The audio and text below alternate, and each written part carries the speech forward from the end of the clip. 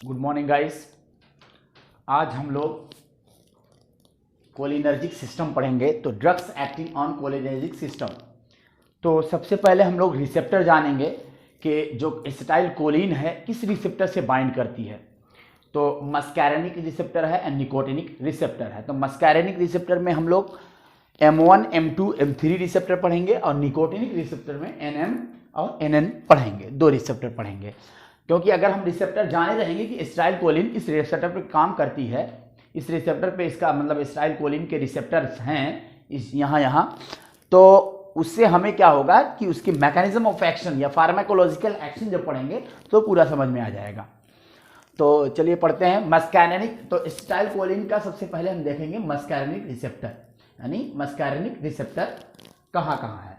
तो M1 receptor देखते हैं। तो M1 रिसेप्टर CNS पे प्रेजेंट होता है और जो M2 रिसेप्टर होता है वो हार्ट और GI ट्रैक्ट पे प्रेजेंट होता है।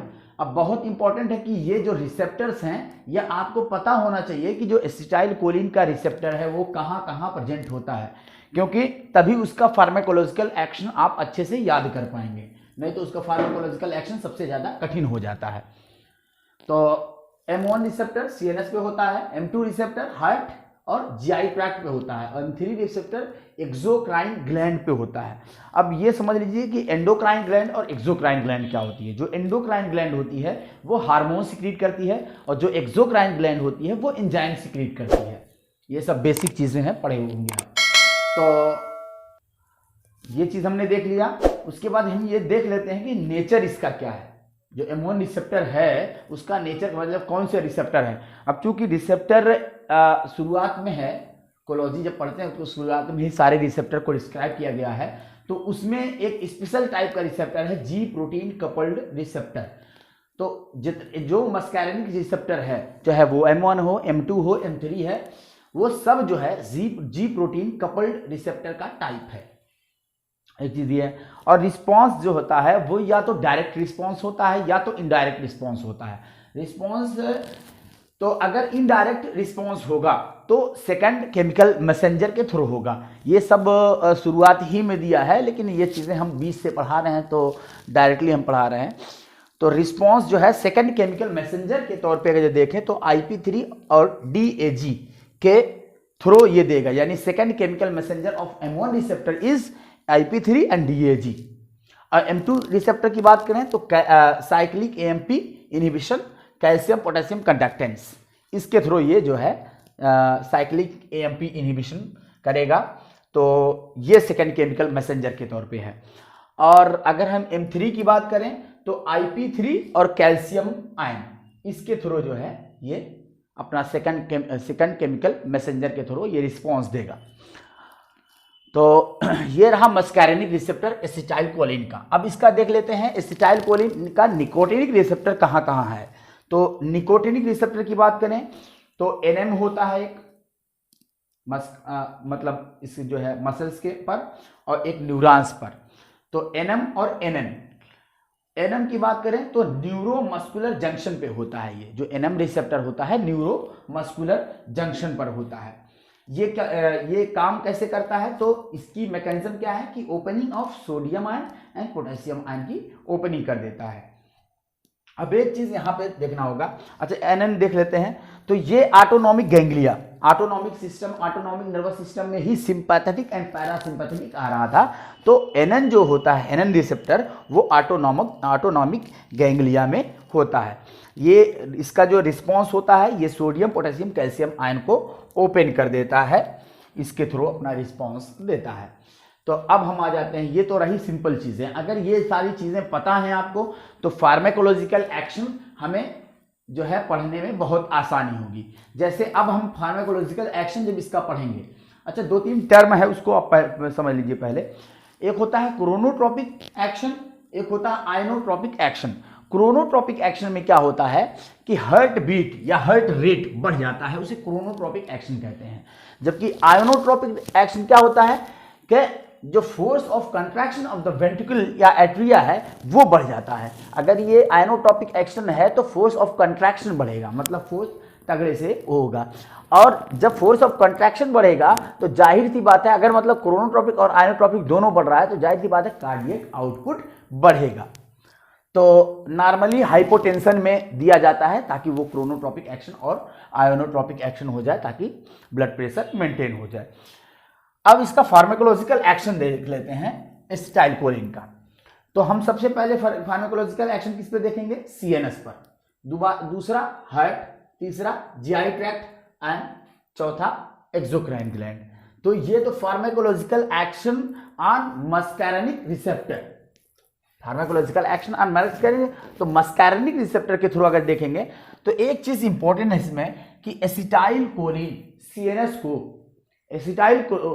सीएनएस को जो है पेनिट्रेट नहीं कर पाता, मतलब ब्रेन में पेनिट्रेट नहीं कर पाता है, यानी ब्लड ब्रेन बैरियर को क्रॉस नहीं कर पाता है। अगर ब्लड ब्रेन बैरियर को क्रॉस नहीं करेगा तो जाहिर सी बात है सीएसएफ में जाएगा नहीं, और जब तक के सीएसएफ में जाएगा नहीं तब तक के ये जो है एसिटाइलकोलिन अपना एक्शन नहीं दे पाएगा।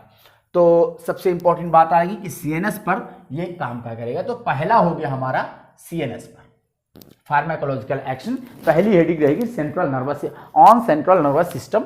उसमें जो है ये बात लिखेंगे कि सीएनएस में जो है ब्लड ब्रेन बैरियर को क्रॉस नहीं कर पाता है, जिससे सीएसएफ में नहीं पहुंच पाता है। अगर सीएसएफ में नहीं पहुंच पाता है तो अपना रिस्पॉन्स नहीं दे पाएगा, यानी एसिटाइलकोलिन का ब्रेन पर कोई इफेक्ट नहीं होता है। लेकिन अगर हमने डायरेक्टली ब्रेन में जो है एसिटाइलकोलिन पेनिट्रेट कर दिया, यानी हमने डायरेक्टली ब्लड ब्रेन बैरियर को क्रॉस करवा के हमने सीएसएफ में एसिटाइलकोलिन डाल दिया, तो जाहिर सी बात है एसिटाइलकोलिन का जो अपना एक्शन है, एसिटाइलकोलिन कैसा है? डिप्रेसेंट है, क्योंकि कोलिनर्जिक सिस्टम जो था वो डिप्रेसेंट था। लेकिन अब उसकी मैकेनिज्म क्या हो जाएगी? शुरुआत में तो एसिटाइलकोलिन मतलब ब्रेन पर जो है वो मतलब स्टिमुलेंट एक्शन देगा, लेकिन कुछ ही समय के बाद वो डिप्रेसेंट एक्शन देने लगेगा सीएनएस पर। तो पहला रहा CNS, pharmacological action on the CNS. और दूसरा है हार्ट। तो हार्ट के बारे में देख लें तो इंपॉर्टेंट है कि जो एसिटाइलकोलिन है वो डिप्रेसेंट एक्शन देता है, और उसके कारण क्या होता है कि हार्ट में निगेटिव क्रोनोट्रॉपिक एक्शन देगा एंड आयोनोट्रॉपिक एक्शन देगा, negative chronotropic and ionotropic action देगा। इसका मतलब कि कार्डियक आउटपुट और फोर्स ऑफ कंट्रैक्शन कम हो जाएगा। तो हार्ट में पढ़ लिए, इसकी हेडिंग आप डाल देंगे। उसके बाद आ जाते हैं जीआई ट्रैक्ट, क्योंकि जीआई ट्रैक्ट पे भी M2 रिसेप्टर है। M2 रिसेप्टर कहां पे है? जीआई ट्रैक्ट पे। तो जीआई ट्रैक्ट देखें तो इसका कॉन्ट्रैक्शन को, मतलब जो जीआई ट्रैक्ट है उसका जो पूरा वो है सेल्स हैं, तो उसके कॉन्ट्रैक्शन को बढ़ा देता है, जिसको कहते हैं पेरिस्टाल्टिक मूवमेंट को बढ़ा देता है। एसिटाइलकोलिन क्या करता है? पेरिस्टाल्टिक मूवमेंट को बढ़ा देता है, पेरिस्टाल्टिक मूवमेंट को जीआई ट्रैक्ट में बढ़ा देता है। अब आ जाते हैं एक्सोक्राइन ग्लैंड पे। एक्सोक्राइन ग्लैंड हम देखें तो पैनक्रियाटिक ग्लैंड एक्सोक्राइन ग्लैंड है। तो इसी तरीके से बहुत सारे ग्लैंड है, एक्सोक्राइन ग्लैंड है जो कि एंजाइम सिक्रीट करे, वो सारे एक्सोक्राइन ग्लैंड हैं। आपकी सलाइवा वाले जितनी भी ग्लैंड है वो सारी जो है एक्सोक्राइन ग्लैंड है। तो एक्सोक्राइन ग्लैंड में क्या करता है? ये इसके सिक्रीशन को बढ़ा देता है।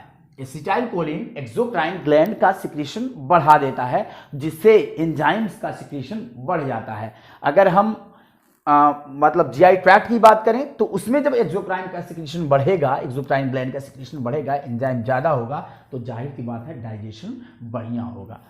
ये सारी चीज़ें इसमें है। अब आ जाते हैं स्केलेटल मसल। स्केलेटल मसल में इसका एक्शन क्या होता है? अब स्केलेटल मसल की बात करें तो न्यूरोमस्कुलर जंक्शन है और यहाँ पर ऑटोनॉमिक गैंग्लिया है। यानी अब हम एनएम के बारे में पढ़ चुके हैं, हमने एम के बारे में पढ़ लिया, मस्कैरेनिक रिसेप्टर की मस्कैरेनिक इफेक्ट के बारे में पूरा पढ़ लिया। अब हम देख लेते हैं निकोटिनिक रिसेप्टर पे इसका एक्शन क्या होता है, फार्माकोलॉजिकल एक्शन क्या होता है। तो एनएम पे देखेंगे न्यूरोमस्कुलर जंक्शन पर, तो ये क्या करता है? सोडियम पोटेशियम आयन के एंट्री को बढ़ा देता है, अब ओपनिंग कर देता है। लेकिन यहाँ पे समझना है कि स्केलेटल मसल में एसिटाइलकोलिन का कोई भी इफेक्ट नहीं होता है। एसिटाइलकोलिन का कोई इफेक्ट नहीं होता है। अगर हम इंजेक्ट करते हैं तो कैसे नहीं होता है ये थोड़ा समझ लें। क्या होता है कि एसिटाइल कोलिन जैसे ही प्री सिनेप्टिक नोब से निकलता है, अब ये पता होना चाहिए कि प्री सिनेप्टिक नोब से निकलेगा कि लेफ्ट में जाएगा, पोस्ट सिनेप्टिक मेम्ब्रेन से जुड़ेगा, उसके बाद आगे का कंडक्शन होगा। ये सारी चीज़ें हमने पढ़ा दिया है। तो एसिटाइल कोलिन जैसे ही न्यूरोमस्कुलर जंक्शन पे जाएगा, acetyl cholinesterase enzyme, acetyl cholinesterase enzyme, cholinesterase enzyme क्या करेगा, एसिटाइल और कोलिन ये दोनों को अलग कर देगा, एसिटाइल और कोलिन को अलग कर देगा, जिससे इसका क्या हो जाएगा, एसिटाइल कोलिन का डिग्रेडेशन हो जाएगा। और जब एसिटाइल कोलिन का डिग्रेडेशन हो जाएगा तो इसका अपना एक्शन हो नहीं पाएगा।